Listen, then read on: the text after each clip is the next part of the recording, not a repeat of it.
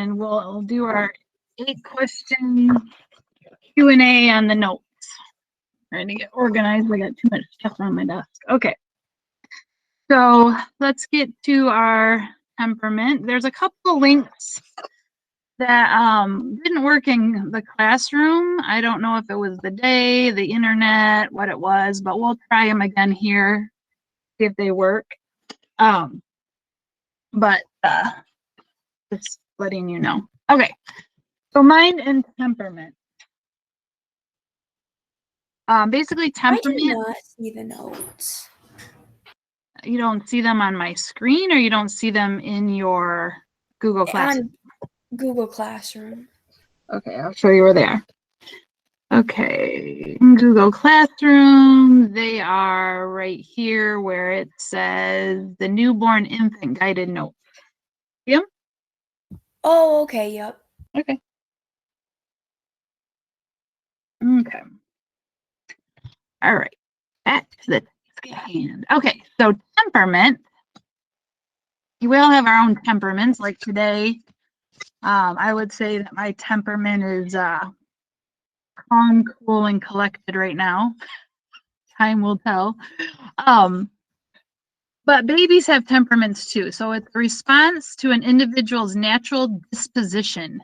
So they are born with the temperament. They're born with temperament. And you know, it doesn't matter what the infant's temperament is, though, they're still going to develop mentally, social, and emotionally. An infant's temperament can be varied by the adult's personality. So if the baby senses that the parent is stressed or excited or tired or unhappy about something, sometimes that can affect their temperament, and they may not feel as secure or safe. And, you know, that could influence their growth and development if they're not feeling love and affection and security. That all can play a part.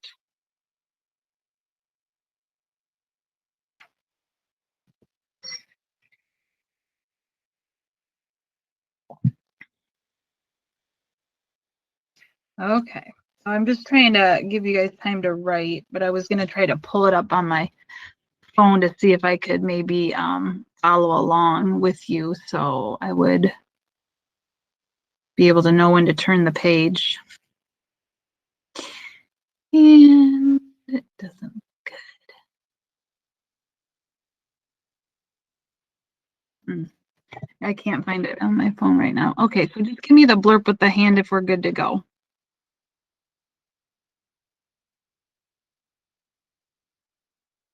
Yeah, I'll try to find it. Are we good on this slide, people?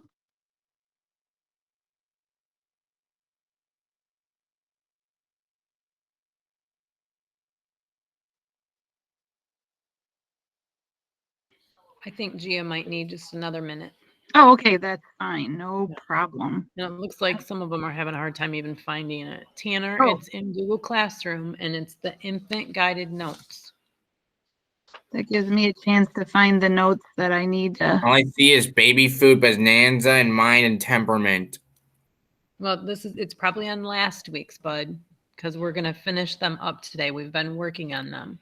I have my pointer on them. Look on my screen. Yep. Oh, okay. Got it? Got it?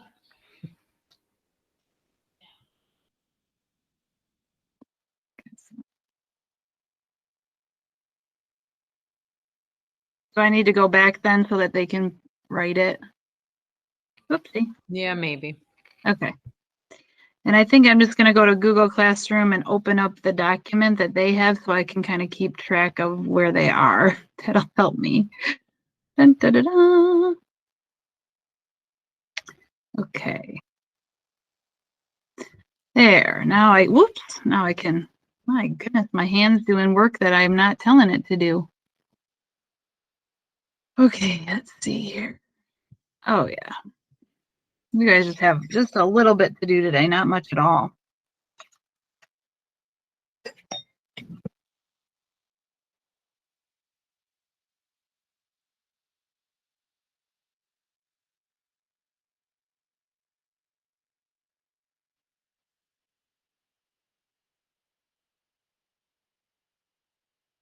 I'm just going to read the next slide while you guys are writing. And there's nothing that you need to be doing on it. It's just kind of an extension of this slide. But, you know, some babies, you can describe them, you know, you might have, maybe you've been around a baby before and you're like, oh, that baby's so fussy, or that baby's so quiet, and, you know, it seems like they're really easygoing, and, you know, they must sleep really well. Or you might, you know, somebody, the baby that's crying all the time and, you know, seems to be upset a lot. It could be described as difficult, a difficult baby, hard to soothe, not sleeping soundly. They might seem more difficult to be cared for. No matter what your baby is, easy, difficult, you know, happy, wonderful sleeper. It is very rewarding to see them grow and develop, even though, you know, it's kind of like, you know, we all have our good days and bad days. Well, babies are people too. And, you know, they might not have slept well the night before, and it's going to come out in fussiness and irritability. And remember, they can't talk, so they can't tell you, I didn't sleep well last night, or I don't feel that good. They're just going to do it in their actions because, you know, they don't have any filter. They just cry when they're not happy, and it could be their tummy hurts. It could be that they want to be picked up. It could be that they want one-on-one attention. You know, there's so many, you know, forms of communication in the crying, and some parents eventually will put two and two together and realize, oh, they're hungry. Oh, you know, I think they have a burp, or they're not feeling well, or, oh, you know what, I bet you they want me to pick them up and talk to them. So there's all different types of temperaments, and even people have different temperaments, you know. It could be a daily thing for some people. So that's just kind of what this slide talks about, is just like easy, difficult, that kind of thing. Okay, so that one you didn't have anything to write on. It was just there. And then the reflex one, we've talked about this before, where, you know, our reflex is something that's automatic. All babies are born with reflexes to help in, you know, keeping them safe. They're kind of like in that survival mode. What can I do that's going to keep me alive? And they're all born with that ability.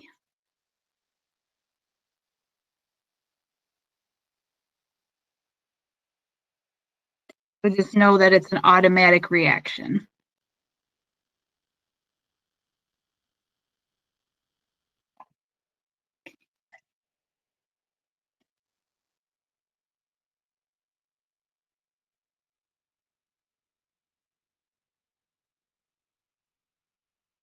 I'll find a minute.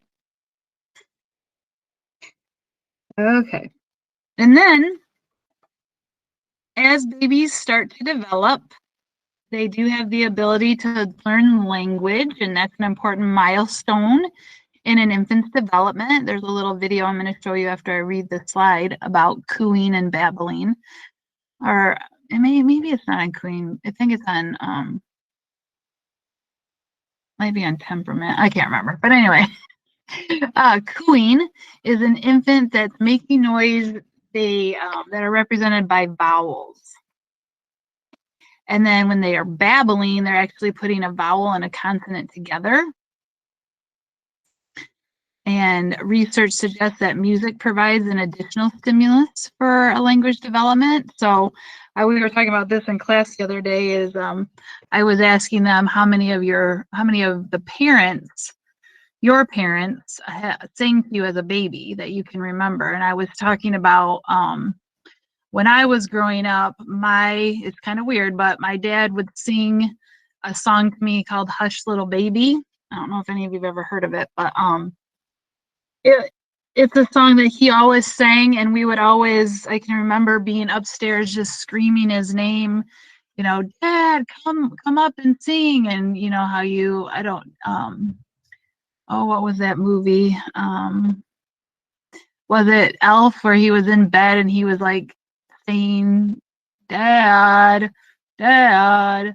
And so that's what we used to do, but we were upstairs and we would want him to come up and sing us a song. And I can remember throughout my childhood that happened.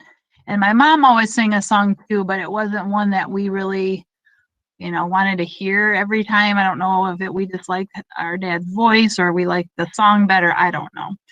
And then I sang to all my kids, and I had a song for each of them that I would sing. But the one that I remember the most is, and I don't know if you guys have heard of it before too, but it's an alphabet song where each letter has a word. So it's like A, you're adorable. B, you're so beautiful. C, you're a cutiful of charm. And then it goes on from there all the way through the alphabet. Or I can remember singing You Are My Sunshine to them. There was this crazy song on the Brady Bunch. None of you will remember that, but Mrs. Gray will, about together. I don't know. I think it was two sisters. No, it was the mom and the daughter that sang it. Miss Gray, do you remember what I'm talking about? I don't know. Maybe she's off. Yes, Can I you? do. Okay. Sorry, I couldn't get my microphone to unmute.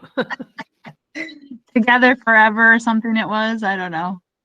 Yeah, I think I remember that. Yeah, I don't know. Anyway, so singing is a good thing, and kids can pick up on language. Also, nursery rhymes.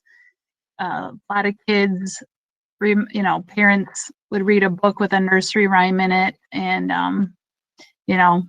that helps with language development and that type of development. That's really important. So let's look at this link that I have here. Like I said, I can't remember exactly which one it was, but let's go ahead and view it. And maybe it's 10 ways to play with your baby. I think that's what it was. And I'm going to have to, let me see, where am I here? Okay, so I got to unshare, and then I have to share a tab. There we go. Okay. So this one is 10 games that you will love, newborn to 3 months old. So we'll watch that and just see what some of the games we can play to help stimulate that development.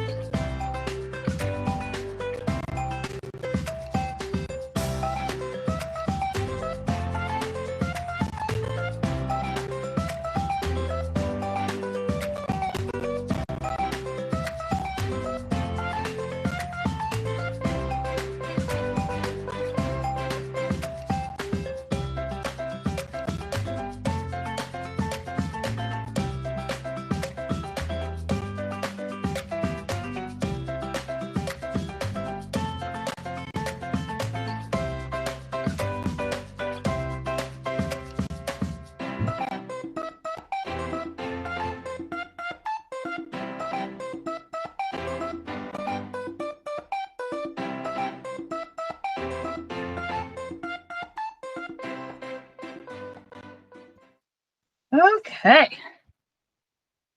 All right. Go back in.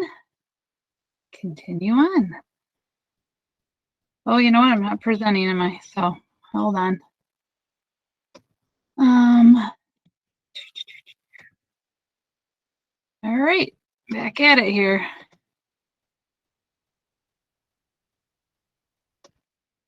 Okay.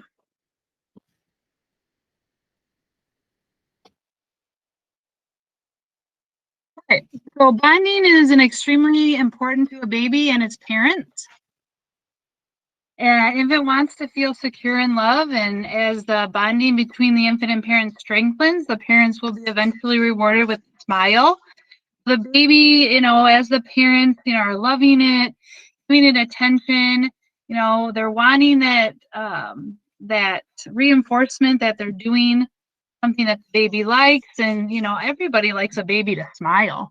That's kind of a sign of acceptance and like you're doing the right things and the baby is responding to that. An infant's social growth is strongly related to its emotional growth. So you can kind of see, you know, they're socially involved with their environment, and that can include the people in it, and that can help with their emotional development, you know, feeling love and joy and things like that. Communicating, you know, you can communicate with parents, their siblings if they have little siblings, people that take care of them. You know, that's also the social development that they need as well. That's important.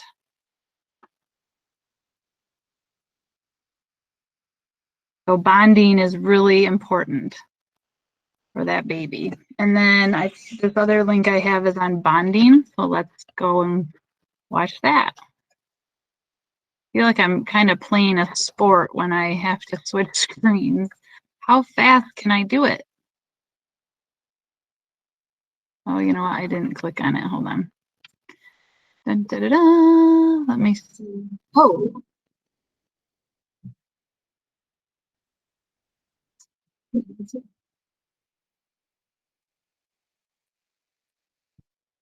Okay, so this one is bonding with the baby. So let me get it in there for you.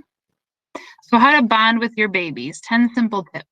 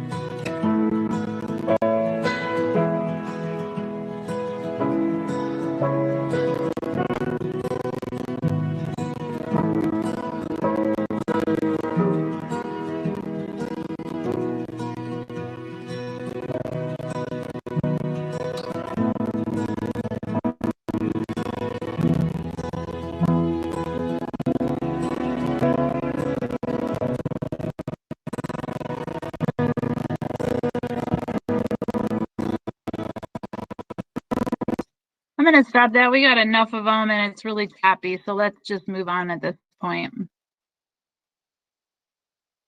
to make our lives a little bit easier. We don't have to listen to that. Okay, going back. Okay, we're on the homeward side of the notes here.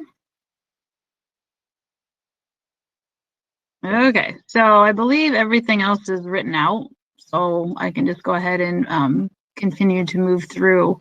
The infant's sense of trust is developed in part by the relationship with the infant that the infant establishes with its parents.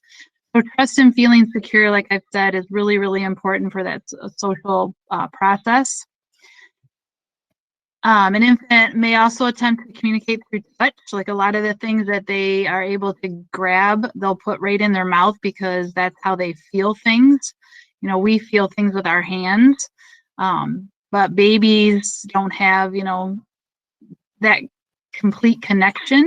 And so when they put it up to their mouth, that's how they can feel its texture, its, you know, how it hot, cold, those kinds of things. But they also have little control over their body but by the end of the 3rd month, the infant will begin to reach for those objects. So that's really key in, that development again, because they're able to kind of look at their environment and kind of observe it, and also be able to, start moving towards things and grabbing things. So infants do quickly learn that rewarding their parent or caregiver will bring them great results, because, we want them to be happy, and, it's rewarding to see that development that's taking place. All right, so I'm gonna skip over the questions for a minute because I want to do this one little section on Michigan law and about baby seats. So I'm going to kind of go through that. There is a video. I wasn't able to get that one to play in class, but I'm going to go through the slideshow first, and then I'll come back to the video just because we just had one, and I'm going to give myself a break for trying to race through switching up screens. But anyway, so a rear facing car seat must be buckled into the vehicle seat tightly. The seat should not move more than 1 inch from side to side or front to back. So like you would really have to kind of like move it side to side, try to jar it forward and back, see how it moves. It was recently recommended that infants and toddlers should ride in a rear-facing car seat until age 2 or 3 and remain in a front-facing car seat until age 8 or 4 feet 9 inches tall, whichever comes first. So we know that, there's some bigger kids, some smaller kids, so someone might reach 8, and be able to ride front-facing. But they might reach 4 feet and 9 inches first before they turn 8. So whichever comes first is how you should play that one out. So here's just an image of how to choose the right car seat, of where your child is in its development. So like obviously birth to 3 years old, they should be in a rear facing car seat. It doesn't necessarily have to be this little one in the red. That's more for an infant seat. So you would probably, after they're, some people, when they're 1, they'll put them in a convertible seat, but still have it rear facing. So that's kind of what our kids did. Like we had an infant car seat, and then we had the convertible seat. You can be in the convertible seat up to 7 years old. And so that one's really versatile. And sometimes you can get a convertible seat that you could actually turn into a booster, so that you don't have to then buy an infant seat, a convertible seat, and a booster seat. Sometimes you can buy them. I don't know if they all come in 3s. I know that the convertible seat can also be just a booster, depending on which one you buy. But the booster seat, it would be good to use that. They have you using that from 4 all the way up to 12 years, just to give the height that's necessary. And then a seat belt from 8 years all the way up to 13, and obviously thereafter. So that's just a good visual to kind of see where you need to fall with your child and have them secure in a car. Okay, so the rear-facing car seat should recline so the child's head lies back on the car seat without falling forward. Harness straps should be snug with no slack. The harness clip should be at an armpit level. So sometimes we have kids that, fall asleep and they fall forward on the strap, and that can be like a choking hazard. You got to be really careful that it's, right where it should be, so that's not going to become a factor. A child in a rear-facing car seat may only ride in the front seat if the airbag is turned off and the back seat is not available. So we're talking about a 2-seater, where you can have the child in the car, but the car seat needs to be rear-facing and the airbags need to be turned off. If it's in an older vehicle, either A, they're not going to have airbags, or B, if they do, it has to have a turn-off switch. If it doesn't, then that child is not safe in that vehicle. It's important for parents and caregivers to always read instructions that come with your car seat. Follow the weight and height restrictions on the car seat label, and that will help keep the child safe. Okay, so let's go back. Oops, I don't want to do that. Let's go back and see if I can get that link to work about Michigan and car seats. It didn't work the other day, and I don't know if it'll work today, but let's just see. Does this on my screen? Okay, hold on. Let's see if it's gonna play first. Oh, maybe.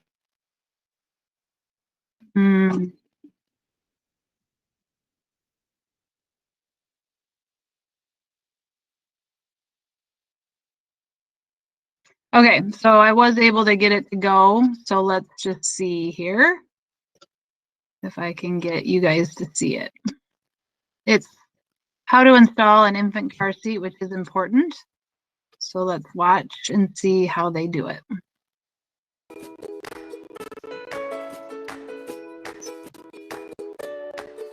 I'm Officer Patrick Roth with the California Highway Patrol. I'm a certified child passenger safety instructor. I check car seats all the time, and I know that almost 3 out of 4 car seats are installed improperly. You're not alone if you feel intimidated, but don't worry, we're going to walk you through it. Let's start by putting in the base. Set the base on your seat. You're going to check the angle. This particular seat comes with an angle adjustment. It has these 2 buttons here where you're going to adjust the angle. You're going to look and see on your angle indicator to make sure you're between 30 and 45 degrees. We're going to use the vehicle seatbelt to put this in. You're going to run it through the seatbelt path. All seats have an indicator where that seatbelt path is. In this case, it's right through here. Take your latch and buckle it. Take the shoulder portion of the belt with one hand and you push down with the other and pull tight. Take the belt then. In this case, this seat comes with a built-in lock off. We're going to take the vehicle's belt and we're going to lock it into here. Once that is done, you're going to check for tightness, 1 inch or less at the seatbelt path. Now we know we have a tight fit. Double check your angle indicator to make sure you're at 30 to 45 degrees. If your vehicle was made after 2002, it is a requirement that it has a latch system. Latch stands for lower anchors and tethers for children. Each seat and vehicle comes with a system to use. In this case, they're stored in the back of the seat here. And we'll attach them to the seat. You're going to look for the lower anchors with the indicators right here. Take your buckle, reach it in here, and make sure that it clicks in. You're going to do that on both sides. This base has a strap right here that you'll use to tighten it. Same thing with the seat belt. Push down on the seat, pull tight on the strap. Then you're going to check for tightness again, 1 inch or less at that belt path. That's a good tight fit. We're going to double check right here to make sure we're at 30 to 45 degrees. Now let's put in the seat. Set the seat in there until you hear the click. These rear-facing only seats are part of travel systems. They have a carrier handle here so that you can take the seat in and out. You can put the baby in while you're in the house. You can also put the seat in and then put the baby in while it's in the car. So let's do that. Let's put the baby in the seat. Hi, Manisha. Hi, Who do we have here? it's Olivia, Hi, Olivia. She's very excited to be here, I can tell. How old is she? 6 weeks. Okay. I have 3 kids of my own, and I kind of remember the 6-week age. Let's put her in the car seat. And now we're ready to put Olivia into the seat. Mama's going to set her in there. You want to make sure her back is up against the back of the seat. Now that Olivia's in the seat, we're going to get the harness on her. So you want to make sure that these harnesses come from at or below her shoulders. You put her arm right through there. Okay, go ahead and buckle the buckle down here. Now, most seats come with the strap in the front that tighten the harness, like this one here. We're going to tighten the strap. And then to check for tightness, we do what we call a pinch test, where we're going to pinch the webbing. If you can pinch this together, it's still too loose. You'll need to do a little retightening. And when you can't pinch it, you know that it's tight. Then lastly, we're going to take this retainer clip and we're going to slide it up right across her chest at armpit level. And that's it. Olivia is safe and ready to go. I know it can be a little tricky, but you'll get the hang of it. And there are resources in every state where a child passenger safety technician can check your seat after you install it. It never hurts to have a second pair of eyes to double check your seat.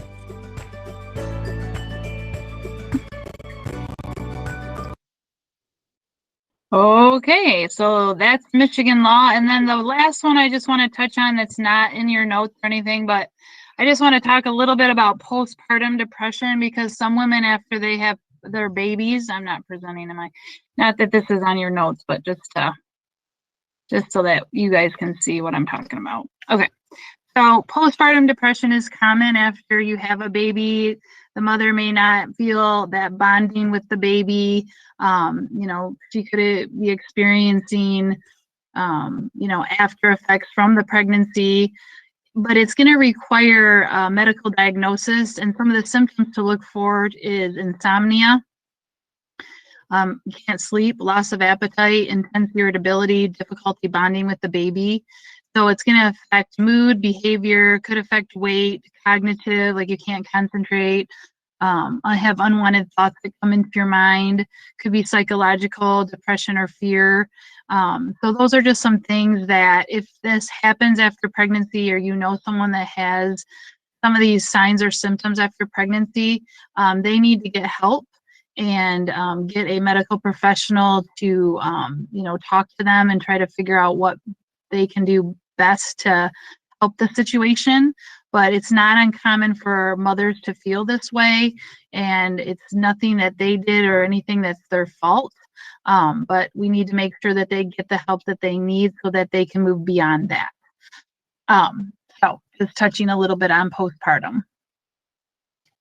Okay, so I guess I'll share my screen. So you want to use the notes that we just did, and you'll find all the answers in your notes for the mind temperament, but you guys want to do the virtual, okay, because the in-person kids can use the book, but I geared your questions more towards the notes. So you want to do the virtual mind and temperament. It's a simple 8-question. Answer the questions, and then when you get done, and I'll just mention whoops, I didn't mean to do that.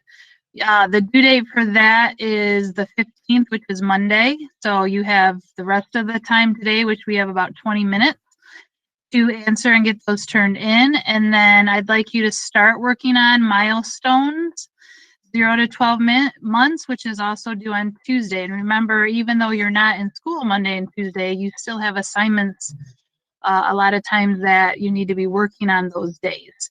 So you could just pretend you're going to go to class at our normal time, which is 10:50, and work on the milestones from 10:50 to 11:50, just like we do every day. Okay. So I will take any questions you have. Tanner, if you want to work with Miss Gray, I can put you in a meet with her. That's totally up to you, though. Yes, please. Okay. And anybody else? Monica, do you want to join Mrs. Gray, or are you good?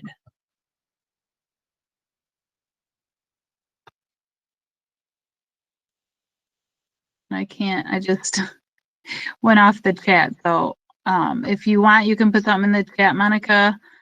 But I'm going to go ahead and get Tanner in a group with Miss Gray. I'm not hearing anything from her, Mrs. Gray. So if I do, okay, she's okay. Good. It's okay. Yep. Yep. Okay. So I'm going to put you and Tanner together. So give me a second to do that. Okay. I really wish that that car seat that they used in that video was available when I had kids, when my kids were little, because that looked really nice. Yeah, and it looks really easy too, didn't it? Yeah. Yeah. Adjusting it, like when they were talking about the leveling, and we did rolled towels. We did a piece of board in a towel to try to, it was crazy. Wow, that is crazy. Yeah. Yeah, I just remember always fighting with it. I mean, we had the infant seat where you had the cradle that was already in the car, and you could just bring the baby car seat in there, and that was great. Right. But the convertible car seat, that's the one that I struggled with the most because it seemed like there was so much play in it, and I felt like the baby or my kids weren't as secure as I would have liked them to be. But right, I always like, I would put my knee in the seat, so I'd put like my weight in the seat and then tighten it. And I don't think I did that for my first one because I didn't know about doing them. I mean, I didn't think about it, so we just always got the seat. Where's the break room? Well, I was just talking to Miss Gray, Tanner, just a second. So Another thing too, you guys can all go to your local police or fire department and they will show you how to put in a car seat. So you could always do that too. I mean, when in doubt, find out, by the professionals, the ones that, are going to be concerned about your child's safety besides you. So, okay. Good advice, Miss Gray. I'm glad you mentioned that. And I'm going to go ahead and put you and Tanner in a room. We're here until 11:50. So I would like you to stay and work, but I'm going to leave that up to you. I am going to be here till 11:50. So, I will either see you Wednesday when we do our review and talk a little bit about the milestones, and then our test will be Friday. So here comes the rooms. Station 4. Let me hold on a second, Monica. Let me get these guys in a group and then I'll address that. Okay, Station 4. What is Station 4? I'm so confused. Which one's Station 4 there, sister? Is it the milestone? Yeah, okay. That one is due Tuesday. Sorry.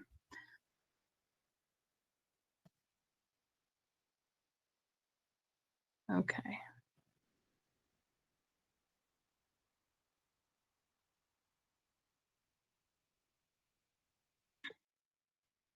The 16th. I think that's a Tuesday. Let me double check. Yep, Tuesday. Gives you a couple days.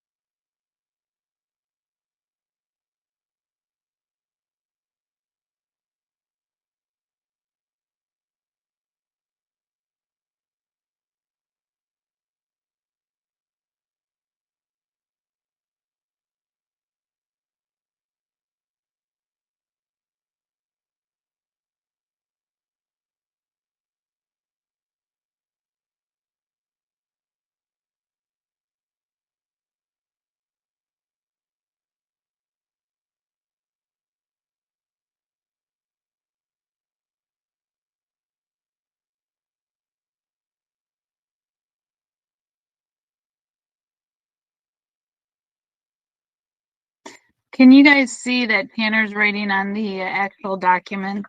The mind and temperament? Anybody?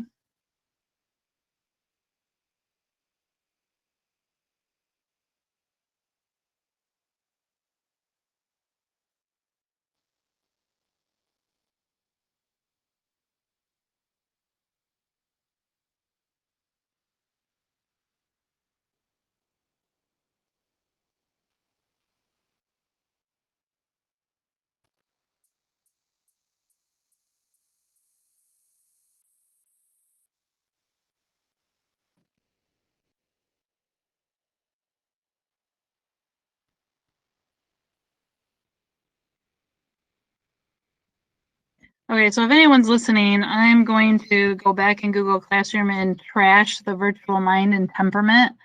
And then I'm going to add a new one because Tanner is editing the one that I want you to do. And so if you're doing your own, then just make sure you make a copy because I'm gonna get rid of this one.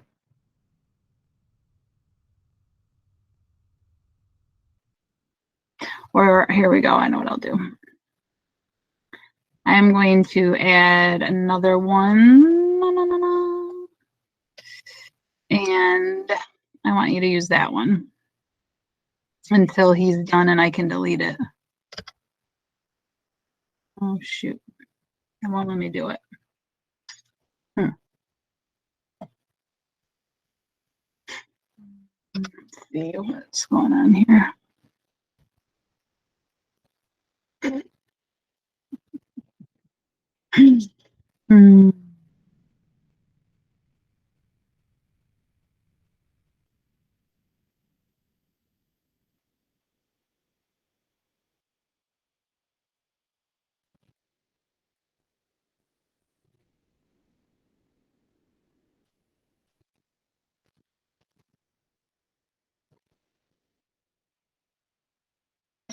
Callie, you're gonna want to wait before you work on that. Let me get one in there that's not written all over. Are you with me? Can you put in the chat if you hear me?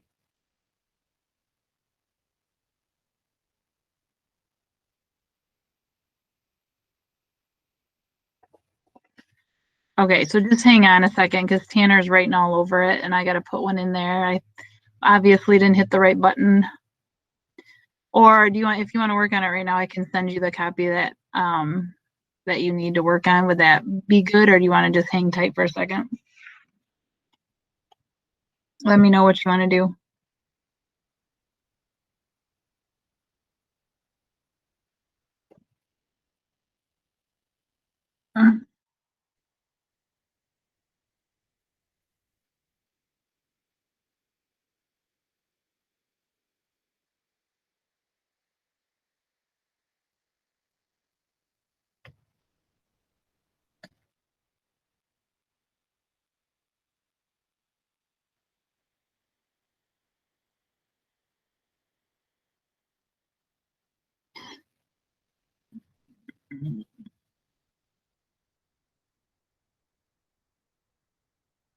Okay, just give me a second.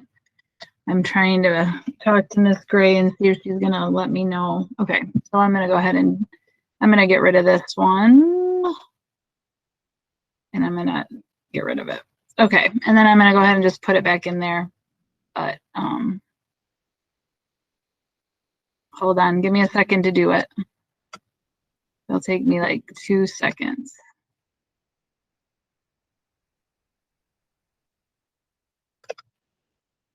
Just let me make sure this isn't the one that he altered. Okay, hold on. 1 second, I gotta go back in and deal with it. Hold on, as best as I can. Oh, it's 11:50. So if you guys want to go, you can. I've put edit on the document that should have been in there. So I'm going to just kind of go back and delete answers and then put it back in there. So FYI.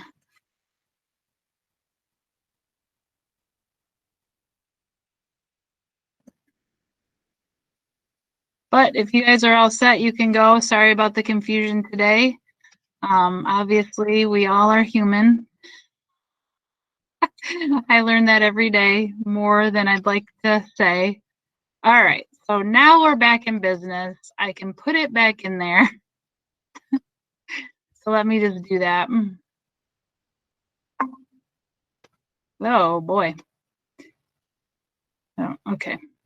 All right, so I'm just gonna put it back in there and hopefully we'll be back in business.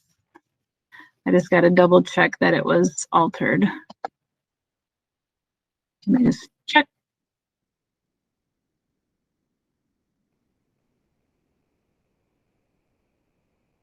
Okay, I think it's all good. Okay, so that's back in business now. Sorry about that. And you guys are good. I wonder, oh, shoot, I can't, what? Okay, hold on. Oh my God.